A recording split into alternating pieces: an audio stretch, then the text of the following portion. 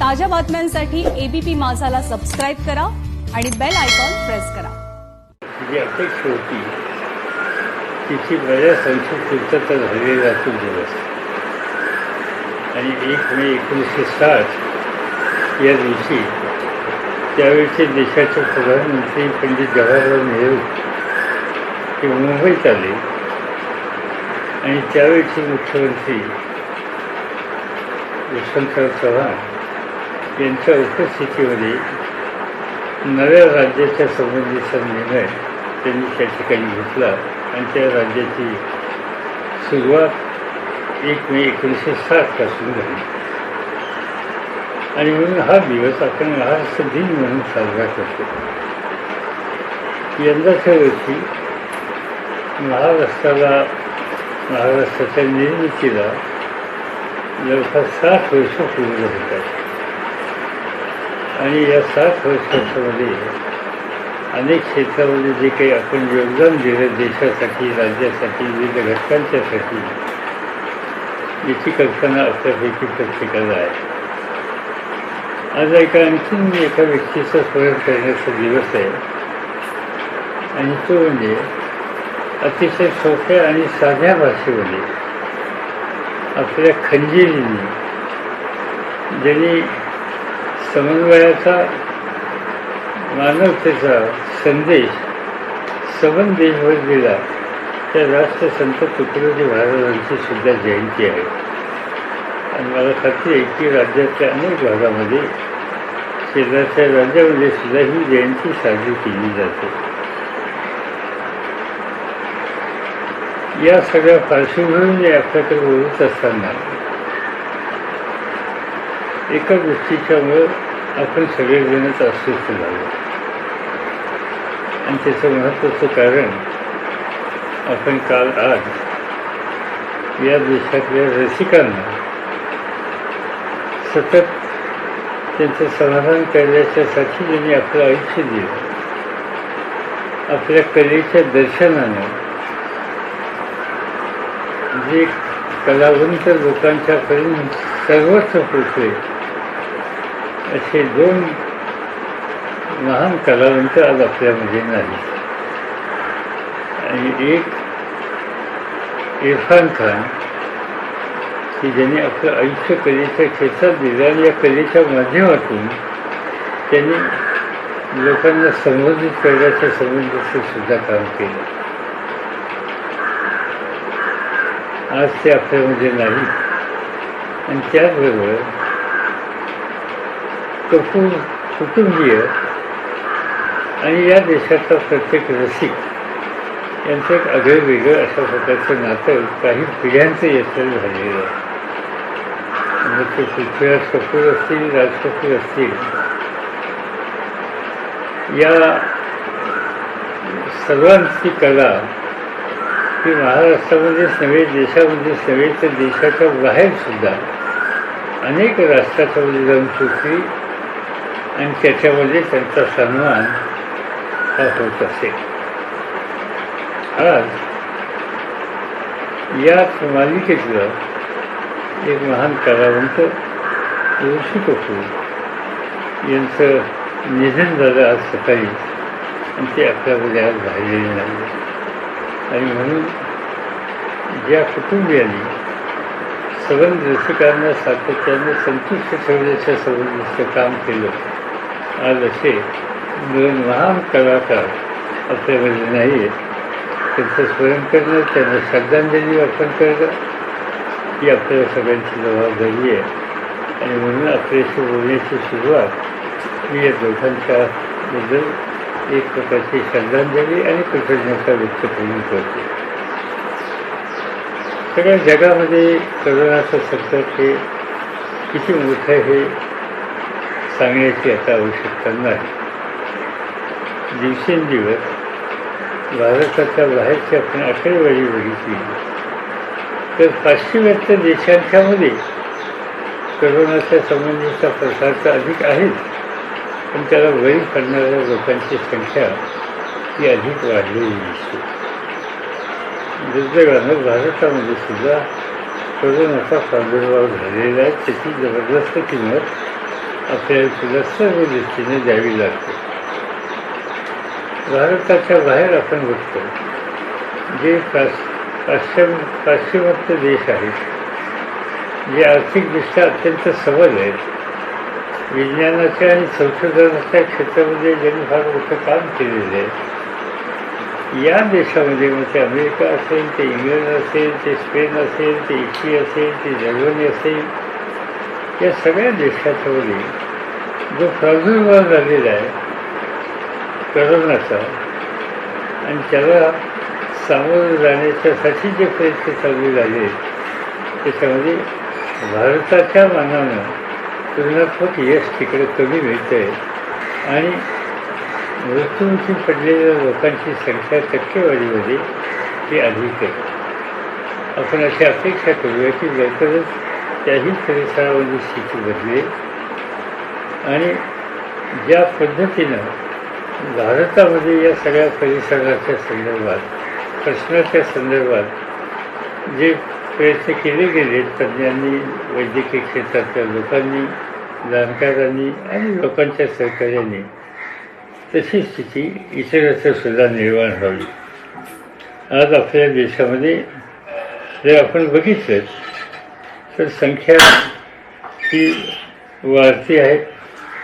जवळपास 33,000च्या आसपास पेशंटची संख्या आहे. त्याच्यामध्ये जवळपास 1,074 लोक मृत्युमुखी पडलेले आहेत आणि 33,000मध्ये 8,325 लोक पेशंट हे उपचारानं बरे होऊन आज ते घरी गेलेले आहेत. हे संबंध देशाचं चित्र. आणि महाराष्ट्राचा जर आपण विचार जर केला तर महाराष्ट्रामध्ये 9,915 ही काल संध्याकाळपर्यंतचे आकडे आहेत. साधारणतः पेशंटची संख्या आहे. त्याच्यामध्ये 432 व्यक्तींचा मृत्यू झाला आणि उपचारानं घरी गेलेले 1,593 लोक आहेत. आज हे चित्र दिसते. भारताचा ज्यावेळेला आपण विचार करतो त्यावेळेला अधिक संख्या आपल्याला मुंबई, पुणे, जळगाव, मालेगाव, औरंगाबाद आणि पुणे जिल्हा या सगळ्या परिसरामध्ये ही संख्या अधिक आहे. विशेषतः मुंबई आणि पुणे याच्यामध्ये ही संख्या अधिक आहे. त्याच्या खरोखर नाशिकमध्ये मालेगाव महानगरपालिकेच्या कार्यक्षेत्रात सुद्धा पेशंटची संख्या ही अधिक आहे.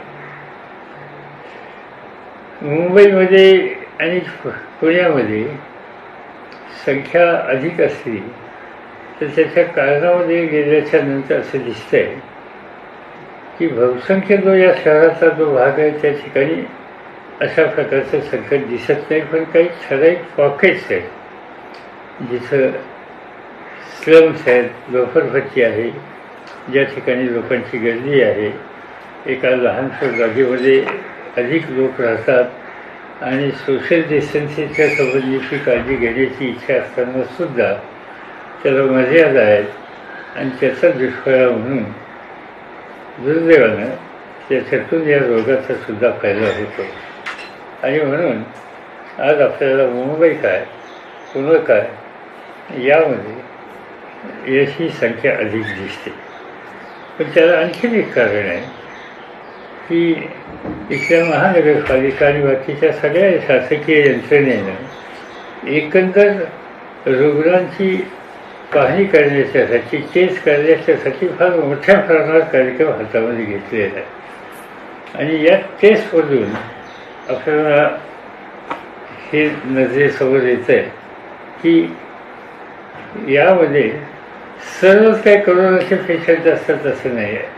80% पेक्षा सुद्धा अधिक अन्य रोगानं ग्रासलेले, कोणाला सर्दी झाली, कोणाला फरसं झालं, कोणाला ताप झालेला, पण कोरोनाशी संबंधित नाही असे आहेत आणि त्यामुळे ही संख्या अधिक दिसते.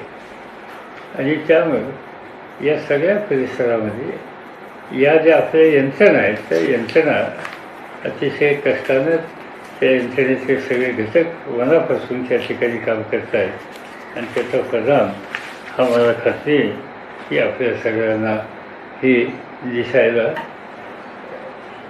काही कुठल्या प्रकारची अडचण येणार नाही. आता एकंदर या सगळ्या प्रयत्नाच्या काही परिणाम झालेले आहेत. त्या परिणामाच्या बद्दलचा विचार हा आपल्याला करावा लागणार आहे. काय परिणाम झाले त्याचा विचार ज्यावेळेला आपण करू त्यावेळेला अनेक गोष्टी आपल्याला दिसतात. एक असं आहे की एकंदर आरोग्याच्या दृष्टीने जी काही खबरदारी घ्यायची त्याची खबरदारी आपण घेतोच आहोत आणि घ्यायला पाहिजे, घेणार आहे. आणि याच्यामध्ये वैद्यकीय क्षेत्रातले लोक खूप प्रयत्न करत आहेत, कष्ट करत आहेत. धोका पत्करून सुद्धा ते याच्यामध्ये सगळेजण सहभागी झाले आहेत. ते डॉक्टर्स असतील, नर्सेस असतील, पॅरामेडिकल जो स्टाफ असेल, त्यांचा सपोर्टिंग स्टाफ असेल, याबरोबरच कायदा आणि सुव्यवस्था ठेवण्याच्या संबंधीची जबाबदारी असलेला पोलीस घटक हाही याच्यामध्ये अतिशय प्रयत्न करतोय, कष्ट घेतोय. आणि ज्यामुळं आज ही इथली परिस्थिती दुरुस्त होण्याच्यासाठी या सगळ्या गोष्टीची मदत ही आपल्याला होते. आता असं दिसतंय याच्यामध्ये की जी काही पावलं आत्तापर्यंत टाकली गेली राज्य सरकारच्या वतीनं त्या अनेक गोष्टी आपण सांगितल्या. आता उदाहरणार्थ राज्यावर एक अर्थकारणावर राज्याचा फार परिणाम होणार आहे.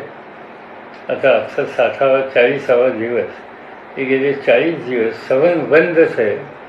आता हे बंद असल्याचे काही दुष्परिणाम सवन अर्थकारणावर होतात. कारखाने बंद आहेत, व्यवहार बंद आहेत, व्यापार बंद आहे आणि या सगळ्याच्या लोकांची रोजगार उरलेला आहे. आणि त्यामुळं महाराष्ट्राच्या अर्थकारणावर, शासनाच्या अर्थकारणावर सुद्धा अतिशय विपरीत परिणाम होणार आहे. मी सहजच माहिती घ्यायचा प्रयत्न केला. महाराष्ट्र सरकारचं 2020-21चा जो अर्थसंकल्प होता, बजेट होता, त्याच्यामध्ये एकंदर राज्याचं महसूल उत्पन्न हे 3,47,000 कोटीच्या आसपास जाईल असं चित्र दिसतंय. आणि आज जर सुधारित माहिती घेतली त्याच्यामुळे या महसुलामध्ये तूट पडेल असं स्वच्छ दिसतंय. आणि ती तूट साधारणतः 1,40,000 कोटीची इतकी होईल. याचा अर्थ एकंदर येणाऱ्या उत्पन्नापैकी 40% उत्पन्न महसुलाचं हे कमी होईल. आणि याचा परिणाम एकंदर राज्याच्या सगळ्या विकासाच्या विविध प्रकारच्या कामावर विपरीत झाल्याशिवाय राहणार नाही. आणि म्हणून एक आर्थिक संकटसुद्धा, आरोग्यविषयक संकट आणि त्यानंतरचे आर्थिक संकटसुद्धा हे आपल्या सगळ्यांच्या समोर अतिशय महत्त्वाचं आहे. आणि म्हणून आम्ही देशाच्या प्रधानमंत्र्यांना या सगळ्या प्रश्नाच्या संबंधीची कल्पना यावी म्हणून त्यासंबंधीचं सविस्तर टिपण हे त्यांना देशाच्या अर्थमंत्र्यांना पाठवलं. आज हे संकट देशाच्या सगळ्याच भागावर आहे आणि केंद्र सरकार, राज्य सरकार आपण सगळ्यांनी मिळून एकत्र बसून या सगळ्या प्रश्नांच्या संबंधीची काही मार्ग काढण्याची नीती ठरवली तर त्रास होईल, आव्हान आहे. पण आपल्या एकजुटीच्या कामातून याही परिस्थिती आपण मात करू शकू. आणि म्हणून आपण त्यांच्याकडून या गोष्टीच्या बाबतीत राज्यांना वेगवेगळ्या प्रकारे आर्थिक मदत कशी करता येईल याबद्दलचा प्रस्ताव आपण दिलेला आहे. कारण करोनासारखं महामारी या काळात भारत सरकारनंच राज्यांना अधिक शक्ती दिली पाहिजे. राज्य हे फील्डवर कामामध्ये गुंतलेलं आहे. सर्व प्रश्नांच्या सोडवणुकीच्यासाठी, लोकांचे यातना कमी करण्याच्यासाठी राज्याची सगळी यंत्रणा कामाला लागलेली आहे. आणि केंद्राची जी यंत्रणा ही जी आहे ती केंद्राची यंत्रणा ही प्रामुख्यानं रिसोर्सेस कसे उभे करता येतील, त्याचं वाटप कसं करता येईल, जगात कशी या संबंधीची जे काही बदल चालले, संशोधन चाललेले त्याची माहिती घेऊन त्याची उपयुक्तता आपल्याकडे कशी करता येईल, या सगळ्या गोष्टीच्यामध्ये आज त्यांच्याकडून अधिक लक्ष देण्याच्या संबंधीची अपेक्षा आहे आणि ते करतात. या सगळ्या गोष्टीचा परिणाम एकंदर राज्याच्या शेतीवर सुद्धा होण्याची शक्यता आहे. शक्यता म्हणजे झालाच आहे तर प्रत्यक्षपणानं. आणि त्यामुळं त्याही क्षेत्राच्या बाबतीत काही विचार करावा लागेल. उदाहरणार्थ शेतीच्यासाठी पिकाच्यासाठी घेतलेलं जे कर्ज असेल त्या कृषी कर्जाची पुनर्रचना केलं पाहिजे. अल्प मुदतीचं जे कर्ज असेल ते मध्यम आणि दीर्घ मुदतीमध्ये रूपांतरित केलं पाहिजे. कर्जफेडीचे जे हप्ते आहेत ते हप्ते लांबवले पाहिजेत आणि व्याज दरामध्ये सुद्धा सवलत त्याच्यामध्ये दिली पाहिजे. त्याबरोबर पीक कर्ज जे दिलं जातं त्या पीक कर्जाचा व्याजाचा दर हा खरं म्हणजे तर शून्यावर आणला पाहिजे आणि तसा त्याचं जे परत करण्याच्या संबंधीचा कालावधी आहे तो 30 जून 2020 किंवा कदाचित त्याही पुढं हा ढकलावा लागेल आणि त्या संबंधीचा निर्णय हा घेण्याची अत्यंत गरज आहे. असेच निर्णय हे उद्योगाच्या संबंधी व्यापाराच्या संबंधी सुद्धा आर्थिक क्षेत्रात घेण्याची अत्यंत आवश्यकता आहे. आणि म्हणून शेती, उद्योग, व्यापार या सगळ्या क्षेत्रामध्ये आज त्यांचं अर्थकारण सावरण्याच्यासाठी रिझर्व्ह बँकेच्याकडनं जे पावलं टाकली जात आहेत त्याच्यात आणखीन वाढ केली पाहिजे आणि खऱ्या अर्थानं त्यांनी मार्गदर्शन करू नये, त्यांनी आदेश द्यावा आणि तो आदेश जिल्हा आणि अन्य बँकांना हा पाळावाच लागेल अशा प्रकारची सूचना करावी तर खऱ्या अर्थानं संकटग्रस्त लोकांना त्याची मदत होईल. दुसरा एक अतिशय महत्त्वाचा प्रश्न म्हणजे बेरोजगारीचा. मला सगळ्यात काळजी वाटते की हे सगळ्यातून आपण बाहेर पडल्याच्या नंतर अक्षरशः हजारो लोक नोकरीला मुकतील असे दिसते. आज अनेकांच्या नोकऱ्या जातात, कारखाने बंद पडलेले आहेत, त्यांचं अर्थकारण बिघडलेलं आहे आणि त्यामुळं अनेक ठिकाणी आज लोक नोकरीतून बाजूला गेलेले आहेत. आपण बघतो की बाहेरच्या राज्यात काही महाराष्ट्रातले लोक कामाच्यासाठी गेले, त्या तिथलं काम सोडून इथे यायला लागले.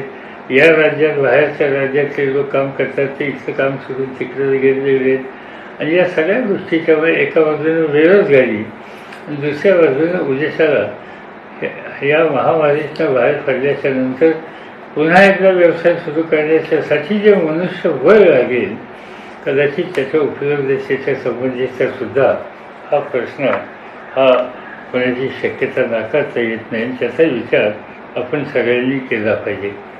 हा सवन व्यवसाय, कारखानदारी व्यापार हा चालेल कसा याबद्दलचा विचार करून सोशल डिस्टन्सिंग हा विचार पाळून या क्षेत्रात कसा आपल्याला पुढे जाता येईल ह्या दृष्टीनं आपण पावलं टाकली पाहिजे.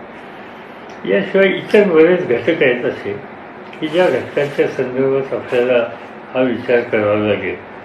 आता उदाहरणार्थ एक सगळ्यात महत्त्वाचा प्रश्न म्हणजे या सगळ्या काळामध्ये सर्वसामान्य लोकांना अन्नधान्य उपलब्ध करून देण्याच्याबद्दलचा हा प्रश्न. आता अन्नधान्याच्या बाबतीत सुदैवानं या राज्यामध्ये हा विभागाची जबाबदारी श्री छगन भुजबळ यांच्याकडे आहे आणि ते त्याच्यामध्ये ते आणि त्यांचे अधिकारी, त्यांचे कर्मचारी आणि या क्षेत्रामध्ये काम करणारे दुकानदार असतील किंवा आणखी जे घटक असतील ते सार्वजनिक वितरण व्यवस्था कशी मजबूत राहील याबद्दलची सतत काळजी घेत आहेत. आज अन्न सुरक्षा योजनेचा लाभ जवळपास 1,70,00,000 लोकांना रेशन कार्ड त्यांना मिळतं. अन्न सुरक्षा योजनेखाली 7,50,00,000 लाभार्थी आहेत. मग अशी मी सांगितलेला 1,70,00,000 रेशन कार्ड आहेत आणि त्याचा लाभ घेणारे 7,50,00,000 आहेत.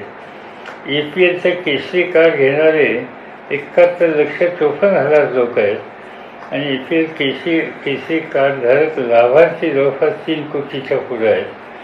आणि आज आपण अनेक या बाबतीतले निर्णय राबवतो. उदाहरणार्थ राष्ट्रीय अन्न सुरक्षा योजनेच्या मार्फत आपण ऑलरेडी जवळपास 6,68,00,000 नागरिकांना धान्य वितरित केलं. प्रधानमंत्री गरीब कल्याण अन्न योजनेचं मोफत तांदळाचं वितरण हे जे एप्रिल ते जूनपर्यंत लाभार्थीला प्रति महिना 5 किलो मोफत तांदूळ देण्याची जी योजना आहे त्या संबंधीचा विचार सध्या ही 2 एप्रिलपासून हे 5 किलो मोफत तांदळाच्या संबंधीचं वितरण आता सुरू झालं आणि हे धान्य एप्रिलच्या नंतर मे आणि जूनमध्ये सुद्धा त्या महिन्यात उपलब्ध करून देण्याच्या संबंधीचा निर्णय त्यांनी घेतलेला आहे.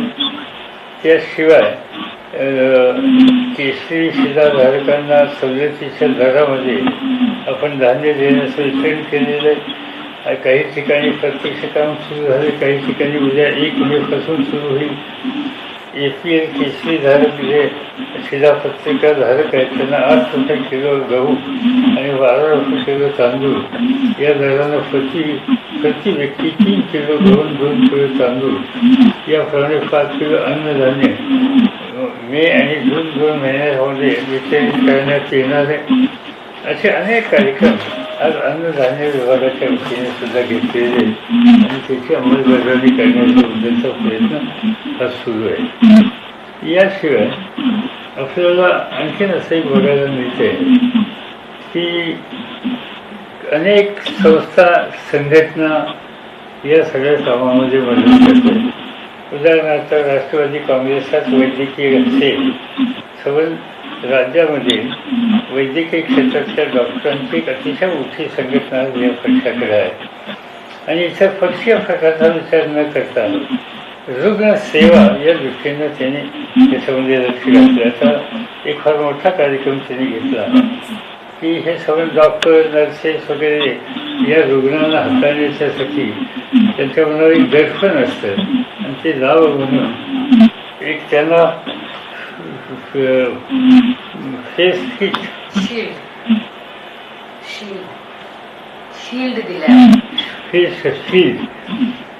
फेस शील्डचं किट तयार केलेत आणि ते आपण देत अक्षरशः हजारो डॉक्टरना हे फेस शील्ड किट ठिकठिकाणी देण्याच्या संबंधीचा कार्यक्रम घेतलेला आहे.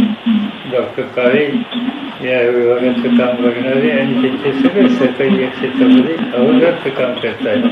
आणि त्या वैद्यकीय क्षेत्रातल्या लोकांचं काम करत असताना त्यांना करोनाची बाधा होऊ नये म्हणून जी काही खबरदारी घ्यायची ती घेण्यासाठी त्यांनी त्यांना हातभार लावलेला आहे. त्याशिवाय काही इतर क्षेत्रातले लोक आहेत. उदाहरणार्थ महाराष्ट्रामध्ये लोककला या क्षेत्रात काम करणारे हजारो कलावंत आहेत, गरीब लोक आहेत, विविध समाजातले आहेत. आता या लोकांना सुद्धा काही आर्थिक मदत करण्याच्या संबंधीची भूमिका राष्ट्रवादी वेलफेअर ट्रस्टच्या वतीनं त्या लोकांची माहिती घेऊन त्यांच्या संघटने करून त्यांच्या खात्याची माहिती घेऊन त्यांच्या खात्यामध्ये काही थोडी रक्कम ही भरण्याच्या बद्दलचा सुद्धा निर्णय घेतला. त्याची अंमलबजावणी ही ठिकठिकाणी चालू आहे. आणि मला आनंद एका गोष्टीचा आहे की आज महाराष्ट्रामध्ये देशामध्ये अनेक NGOs या क्षेत्रामध्ये काम करतात. कोणी धान्य देते, कोणी वैद्यकीय सेवा देते, कोणी अन्य प्रकारची मदत करते. जे लोक बाहेरच्या राज्यात फसलेले त्यांना आणण्याच्यासाठी प्रयत्न करतात. आता तो एक मोठा प्रश्न होता. काल केंद्र सरकारने आपल्या महाराष्ट्रातल्या अनेक ठिकाणी विद्यार्थी महाराष्ट्राच्या बाहेर शिकायला गेले. म्हणजे पंजाबमध्ये आहे, कोणी कलकत्त्यामध्ये आहे, अनेक ठिकाणी भारताच्या बाहेर सुद्धा आहे. आता या सगळ्यांच्या संबंधी त्यांना अन्य कसं काही लोक तीर्थयात्रेला गेलेले त्यांचाही काही प्रश्न आहे. आता या लोकांना परत आणण्याच्यासाठी कशी मदत करता येईल याचा विचार हा केलेला आहे. आणि प्रामुख्यानं मायग्रंट वर्कर्स ह्या पिलग्रीम म्हणजे वेगवेगळ्या देवधर्म याच्या दर्शनासाठी बाहेर गेलेले लोक, त्याच्याशिवाय टुरिस्ट प्रवासी विद्यार्थी असा एक मोठा वर्ग आहे की तो लॉकडाऊनच्यामुळं कुठं ना कुठे अडकलेला सापडलेला आहे. आणि आता त्यांना यायला अनेक अडचणी आहेत. आणि म्हणून महाराष्ट्र सरकारने यासाठी स्वतंत्र व्यवस्था केली. आणि त्यासाठी एक जे महाराष्ट्राच्या बाहेर अडकलेल्या लोकांना मदत करायला एक मुंबईमध्ये एक कार्यालय उघडलं. त्या कार्यालयाचे प्रमुख अभय यावलकर त्याने संचालक आपत्ती व्यवस्थापन महाराष्ट्र राज्य म्हणून त्या ठिकाणी काम करतात. अभय यावलकर यांचा टेलिफोन नंबर आहे 022 22027990. पुन्हा मी सांगतो, एरिया कोड 022 आणि मूळ नंबर 22027990. दुसरा नंबर एरिया कोड तो 022 आणि जो नंबर आहे तो 22023039. हे दोन नंबर आपण त्या ठिकाणी घ्या. त्याशिवाय 982011 07 565. मी रिपीट करतो, 982011 07 565. आणखीन एक नंबर आहे 800-7902-145. 800-7902-145. या ठिकाणी या नंबरला जर आपण संपर्क साधला आणि आपण कुठं आपले लोक कुठं घेतलेले, कुठं त्यांच्याशी संपर्क साधता येईल, कोण त्याच्यामध्ये व्यक्ती आहे, या सगळ्या गोष्टींच्या संबंधी तुम्हाला त्यांच्याकडून सहकार्य मिळावं अशी अपेक्षा आहे. अनेक ठिकाणी विद्यार्थी आले महाराष्ट्रामध्ये, विशेषतः तासगाव, सांगली, मिरज, खटाव, या आटपाडी या भागातले गलई कामगार देशाच्या अनेक भागामध्ये अक्षरशः काही लाख लोक आहेत. आज तेही त्या ठिकाणी अडकले. त्या गलई कामगारांना सुद्धा या नंबरची त्यांनी माहिती घ्यावी आणि तिथं आपल्याला परत येण्याच्यासाठी ज्या काही अडचणी असतील त्या अडचणीच्या मध्ये त्यांच्याकडून सहकार्य मागण्याचा विचार करावा. हे सगळं शासकीय आणि या बाबतीत झालं. आता आपणही काही जबाबदाऱ्या घेतल्या पाहिजेत. मला स्वतःला असं वाटतं की महाराष्ट्रात सहकारी क्षेत्र हे महत्त्वाचं क्षेत्र आहे. अनेक प्रकारची कारखानदारी, कृषी औद्योगिक कारखानदारी महाराष्ट्रात आहे. साखर कारखाने आहेत, तूर गिरण्या आहेत, जिल्हा मध्यवर्ती बँका आहेत, सहकारी संस्था आहेत. या सगळ्या संस्थांनी, क्रेडिट पतपुरवठा संस्था आहेत, या संस्थेने सुद्धा यावेळेला अधिक लक्ष दिलं पाहिजे. त्यांनी आपल्या नफ्याची काही रक्कम बाजूला करून जो गोरगरीब वर्ग आहे त्यांना धान्य कसं देता येईल या संबंधीचा विचार केला पाहिजे. काही ठिकाणी अन्न शिजवून देतात. मला असं वाटतं की अन्न शिजवून देण्यामध्ये अधिक वेळ घालवण्याच्या पेक्षा अधिक धान्य त्यांच्या हातात दिलेलं, गहू, तांदूळ, डाळी, तेल अशा गोष्टी दिल्या तर त्याची उपयुक्तता ही अधिक होईल. आणि म्हणजे या सहकारी संस्थांनी त्या संबंधीची भूमिका ही आपल्या जबाबदारी घ्यावी. आणि मला खात्री आहे की त्याची मदत ही संकटग्रस्त लोकांना ही निश्चितपणानं झाल्याशिवाय राहणार नाही. याशिवाय आपल्याला असं एक दिसतं की काही घटकांच्या संबंधी अधिक आपण सहकार्य करण्याची गरज आहे. आता उदाहरणार्थ बँका. आता बँका ज्या आहेत, माझी माहिती अशी की या महिन्यामध्ये जवळपास 9 दिवस बँकांना सुट्ट्या आहेत वेगवेगळ्या प्रकारच्या. आणि त्यामुळं घाईनं सगळ्यांनी बँकामध्ये जाऊन गर्दी करण्याची गरज नाही. 9 दिवस जरी बँका बंद असल्या तर बाकीचे सगळे दिवस बँका उघड्या आहेत. ते जवळपास 20 ते 21 दिवस आहेत.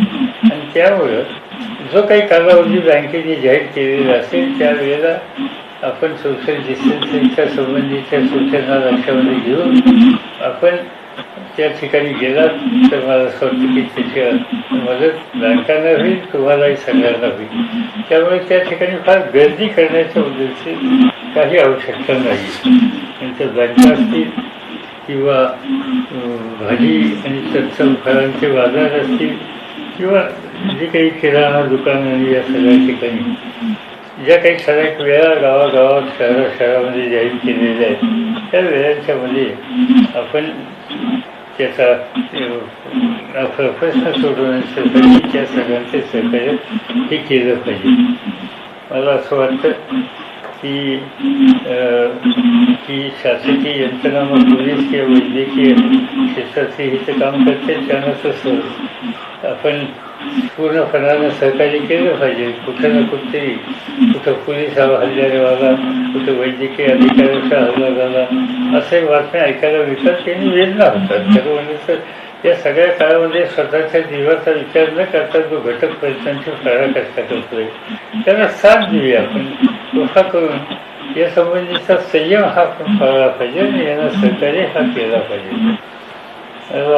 आणखीन एक म्हणजे दुसरी महत्त्वाची गोष्ट आहे की कारखानदारी. महाराष्ट्रात कारखानदारी फार महत्त्वाची आहे. तीही आता तर सुरू होणार आहे आणि विशेषतः 3 तारखेला हा लॉकडाऊन उठवण्याच्या बद्दलचे निर्णय घेतले जातील. ते काय जे निर्णय घेतले जातील ते आपल्याकडे येतील. कदाचित मुंबई आणि पुणे शहराच्या मध्ये वेगळा निर्णय, कदाचित बाकीच्यासाठी वेगळा निर्णय अशी होण्याची शक्यता नाकारता येत नाही. पण उद्याचा लॉकडाऊन उठवला म्हणून सगळ्यांनी लगेचच गर्दी करण्याचं कारण नाही. नेहमीसारखी परिस्थिती आहे हे लक्षामध्ये घेऊन आपण ज्या काही सूचना शासनाच्या स्थानिक स्वराज्य संस्थांच्या या संदर्भातल्या 3 तारखेच्या नंतरच्या असतील त्या आपण सगळ्यांनी कटाक्षाने पाहण्याचा निर्णय खबरदारी ही त्या ठिकाणी घेतली पाहिजे हे मला मुद्दाम या ठिकाणी सुचवायचं. अनेक गोष्टी सांगता येतील पण मी काही आणखीन आपल्या सगळ्यांचा अधिक वेळ घेऊ इच्छित नाही. संकट आहे पण संकटावर मात करण्याची हिंमत आपल्या याच्यामध्ये आहे. मागे एकदा मी सांगितलं होतं की अशी संकट काही आजच पाहिजे तसं नाही. मला स्वतःला आठवतं की तुला सगळ्यांना आठवत असेल की लातूरच्या भूकंपाच्या वेळेला असंच संकट होतं. 1 लाख जण पडली होती, 8,000 लोक मृत्युमुखी पडली होती. पण आपण 2 वर्षाच्या पेक्षा कमी कालावधीमध्ये एकूण एक घरं वाढली. जे संकटग्रस्त लोक होते त्यांना मदत केली आणि ही आपत्ती निवारण काम आपण कशा पद्धतीने करू शकतो, इथली शासकीय यंत्रणा कशी काम करू शकते हे पाहण्याच्यासाठी जागतिक बँक आणि युनायटेड नेशन याचे लोक या ठिकाणी आलेले असते. मला आठवतं की माझ्याकडच्या राज्याची सूत्र होती तर जागतिक बँकेपुढं हे सगळं इतक्या मर्यादित काळामध्ये तुम्ही कसं आवडलं हे सांगण्यासाठी मला तिचं निमंत्रण दिलं होतं. किंवा आपल्याला ठाऊक असेल की मुंबईमध्ये बॉम्बलास्ट झाले त्याच्यातले काही शेकडा लोक मृत्युमुखी पडले. पण अक्षरशः महाराष्ट्राच्या शासकीय यंत्रणेनं पोलीस दलानं जवळपास 24 ते 30 तासामध्ये संपूर्ण शहर ओळख आणलं. जगाचे लोक या ठिकाणी पत्रकार आले एवढा मोठा बॉम्बलास्ट झाले म्हणून बघण्याच्यासाठी आणि त्यांना या ठिकाणी सगळे कारखाने चालू आहेत, शाळा चालू आहेत, कॉलेजेस चालू आहेत, व्यवहार चालू आहेत हे पूर्ण असलेला धक्का बसला. याचा अर्थ हा आहे की संकटावर धैर्याला मात करण्याच्या संबंधीचा आपला इतिहास आहे. आज आपण त्या इतिहासाचं स्मरण करूया. आपण महाराष्ट्र दिन साजरा करतोय तर महाराष्ट्राचा हा पूर्ण इतिहास याचं आपण स्मरण करून आपण त्या पद्धतीनं कामाला लागूया.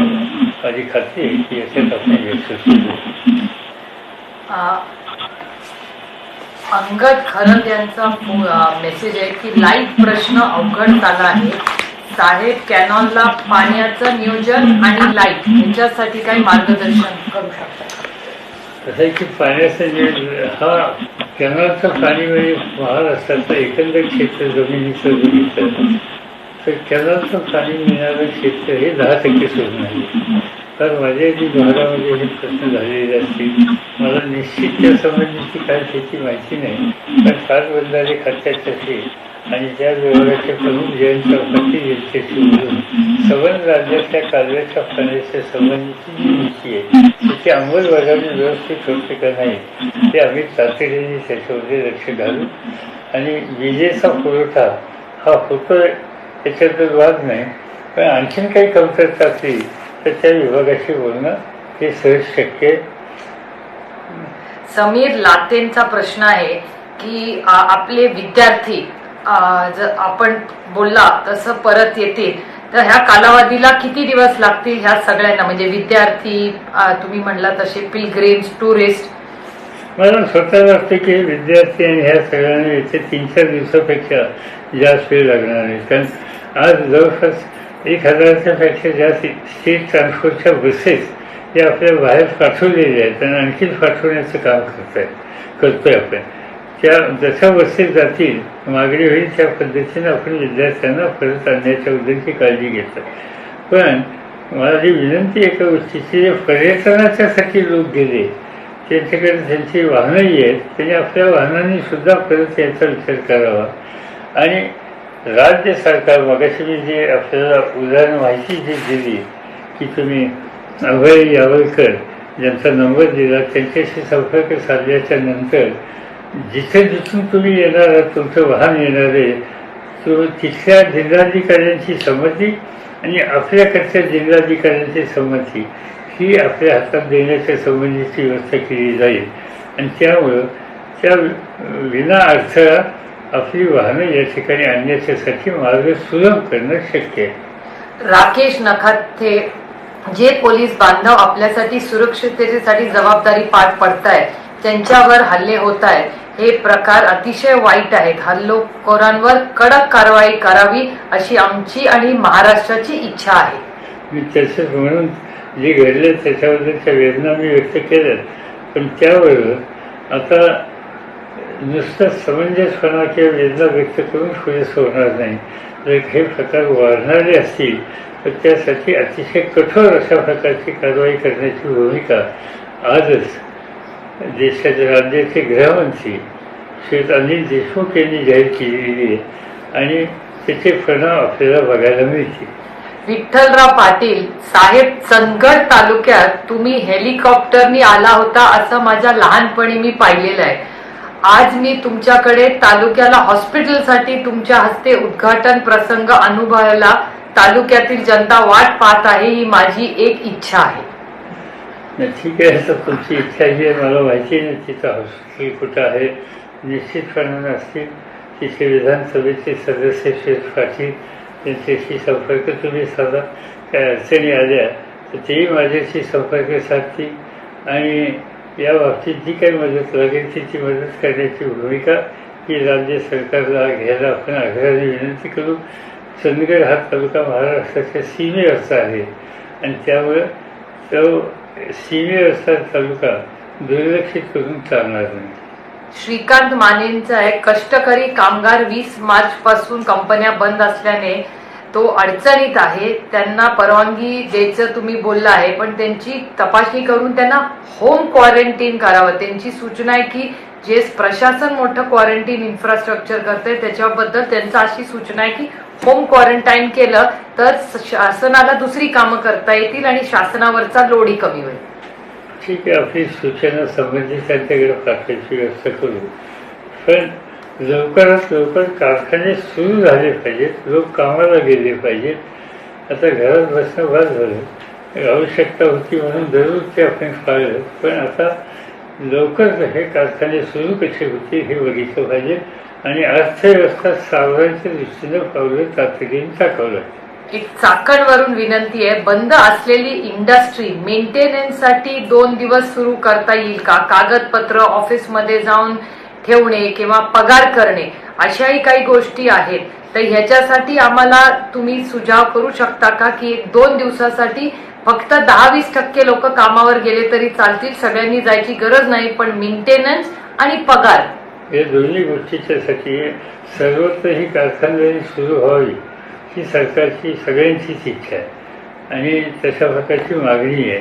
चाकण काय, रांजणगाव काय, हे सगळं औद्योगिक वेल हे लवकर सुरू करण्याच्यासाठी जी आपण सूचना या ठिकाणी केली ती संबंधित विभागाकडे आम्ही पाठवूया आणि हे काम लवकर सुरू होण्याच्यासाठी याची मदत आहे. तुमची सूचना योग्य आहे आणि त्याच्या अंमलबजावणी कशी होईल याची काळजी घेतली जाईल.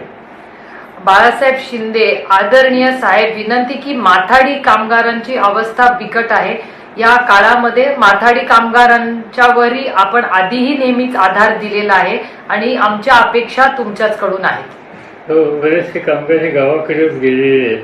आता एकदा आपल्याला मार्केट, आपण नव्या मुंबईचं मार्केट आता सुरू केलं, थोडं अडचणी आहेत पण आपण सुरू केलं आणि तसे आता धान्य बाजार सुद्धा सुरू आता आपण केलं. एक मार्केट या 3-4 दिवसात सुरू करून हा मिळेल कसा याची काळजी घ्यायची. कारण गंमत नुसता माथाडी कामगारांचा प्रश्न जसा महत्त्वाचा आहे त्यापेक्षा सामान्य लोकांना ज्या दैनंदिन कुटुंबामध्ये लागणाऱ्या वस्तूंचा पुरवठा ही सुद्धा अत्यंत महत्त्वाची गोष्ट आहे. त्याच्यामध्ये माथाडी कामगारांचं योगदान हे अत्यंत मोलाचं आहे. त्यामुळे त्यामध्ये त्यांच्या प्रश्नाची सोडवणूक करणं ही समाजाचा व्याप करण्यासारखं आहे आणि म्हणून त्याला नेहमीच आमची मदत राहिली, आताही राहील. नामदेव चौधरी जळगाव. आदरणीय पवारसाहेब, महाराष्ट्र राज्य सरकारने महसूल ज्या उद्योग क्षेत्रातून जास्त प्रमाणाला उपलब्ध होतो तो उद्योग लवकरात लवकर सुरू करावा. त्यापासून सरकारला महसूल मिळेल, ज्यामुळे सरकारला काही प्रमाणात मदत होईल. हो, ते खरं आहे. त्याचं एक आखणी आता केलेली आहे आणि त्याबद्दलची माहिती आता लवकरच मिळेल. उद्याच्या 3 तारखेपर्यंत लॉकडाऊनचा कालावधी संपला. आता प्रधानमंत्री पुढे आणखीन काय धोरण जाहीर करतात हे सगळं आपल्या सगळ्यांचं लक्ष आहे. पण मला खात्री आहे की काही ठराविक भाग की ज्या ठिकाणी थोडंसं प्रमाण जास्त आहे तो जर सोडलं तर बाकीच्या ठिकाणी बाकीचे व्यवसाय लवकरात लवकर सुरू करण्याच्या दृष्टीनं पावले टाकली जातील. जिल्हाधिकाऱ्यांना तशा सूचना राज्य प्रमुखांच्याकडून देण्यात आलेल्या आहेत आणि नॉर्मलची ही लवकर कशी येईल याची काळजी घेतली जाईल. सतीश भोसले, सातारा. नमस्कार साहेब, गेले 4 वर्षापासून शेतकऱ्यांना विहिरीवर नवीन लाईट कनेक्शन मिळत नाही. प्रत्येक विहिरीवर नवीन डीपी बसवण्याची सक्ती आता नवीन धोरणाप्रमाणे केली जाते.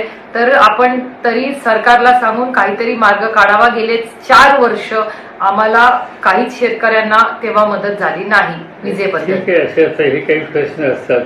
आज ज्या संकटाला आपण तोंड देतोय त्या संकटाच्या प्रश्नाला पहिल्यांदा आपण हात घालूया आणि त्यानंतर कुठं कोणाला कनेक्शन नाही मिळालं, कुठं कोणाचं काही असा एखादा प्रश्न राहिला या दुरुस्त करता येईल. स्थानिक पातळीच्या लोकांना विश्वासात घेऊ.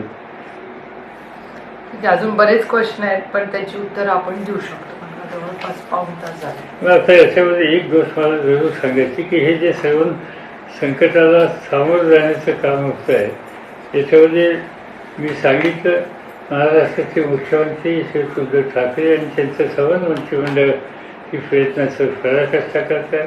विशेषतः उपमुख्यमंत्री अजित पवार असतील, आरोग्य खात्याची जबाबदारी घेणारे आमचे श्री टोपे असतील, अमित देशमुख असतील, श्री शिंगणे असतील किंवा गृह खात्याची जबाबदारी घेणारे अनिल देशमुख असतील, असे अनेक घटक हे रात्रंदिवस या सगळ्या कामामध्ये लक्ष घालत आहेत आणि त्यांना मदत करण्याच्यासाठी अगदी मुख्य सचिवापासून महानगरपालिकेच्या आयुक्तांच्या बरोबर आणि बाकीच्या सर्व कर्मचाऱ्यांनी जे काही कष्ट घेतले, पोलीस प्रमुख आणि पोलिसांनी जे काही कष्ट घेतले, डॉक्टर नर्सेस यांनी जे काही कष्ट घेतले, जिल्ह्याचे जिल्हाधिकारी, आयुक्त, प्रशासक या सगळ्यांनी जे काही कष्ट घेतले, तर विशेषतः वृत्तपत्र आणि ही लवकर सुरू होती अशी माझी अपेक्षा आहे. पण तरी मीडियामध्ये आणि प्रेसमध्ये असलेले सगळे घटक आणि सार्वजनिक NGO संस्था या सगळ्यांची मदत ही या सगळ्या सरकारतून बाहेर पाडण्याच्यासाठी होते. या सगळ्यांचं बद्दलची कृतज्ञता आपण सगळेजण व्यक्त करू, त्यांना सहकार्य करू, साथ देऊ आणि या कोरोनाला आपण विजय मिळवणारच ही जी भूमिका घेतली त्याच्यात आपण यशस्वी होऊ. नमस्कार.